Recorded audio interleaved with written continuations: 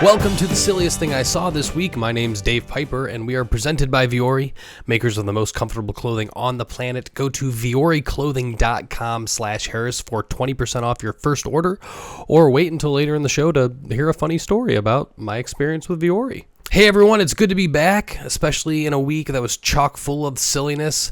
We had some old man dancing. Check out Ursay holding on to these fingers for dear life. Over in Germany, we got some bilingual penalties.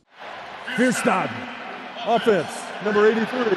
And a sultry underwear choice on the Eagles sideline.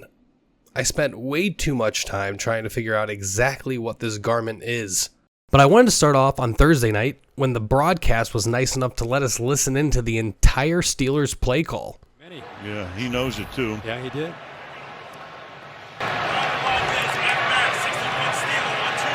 So third down. It's hard to believe that knowing the play call wasn't enough for the Titans to win this game. I mean, just look at this guy's disbelief.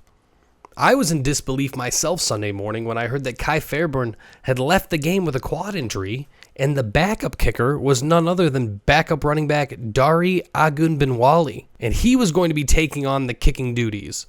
We got to see this kickoff from Dari, which was impressive to say the least, but what really blew my socks off was this 29-yard field goal to put the Texans ahead in the fourth quarter. This one would have been good from at least 33 yards. Even Baker had to give it to him.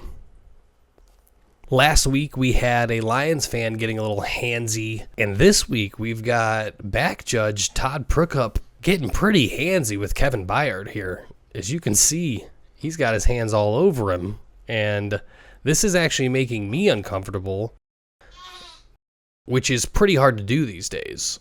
There was a lot of finger pointing and poking going on Sunday. Early, we got to see Tyreek greet his old head coach in a way that would make the Pillsbury Doughboy right at home.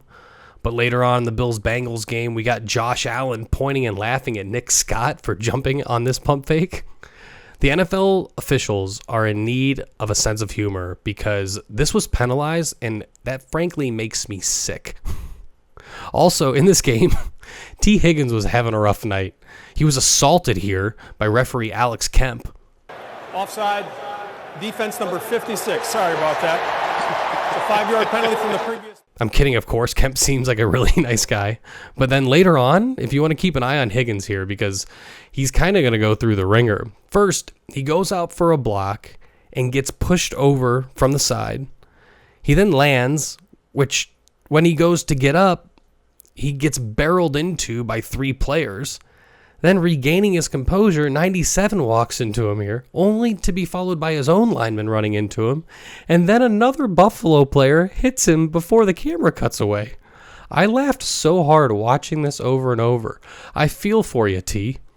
I didn't hear much hilarity from the announcers on Sunday, but I did get this choice of words from Mark Sanchez vamping about Max Crosby. By that time, Mad Max, man, that dude's like a hornet in your outhouse, man. That dude is a problem.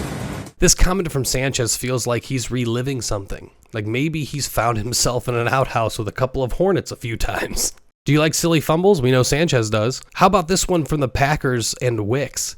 Here Wicks catches a pass from Love and tries to extend to get the first down, but he hasn't been touched yet, so when the ball pops out, it's live. Wicks actually kind of pops the ball up in the air to the defender. On the initial play, it looks like he was like in a pool and submerged the ball and then let it go the way it pops up, but he actually popped it right into the defender's hands. Feel bad for the rookie. He's trying to go out there and make a play, but what can go wrong sometimes does go wrong.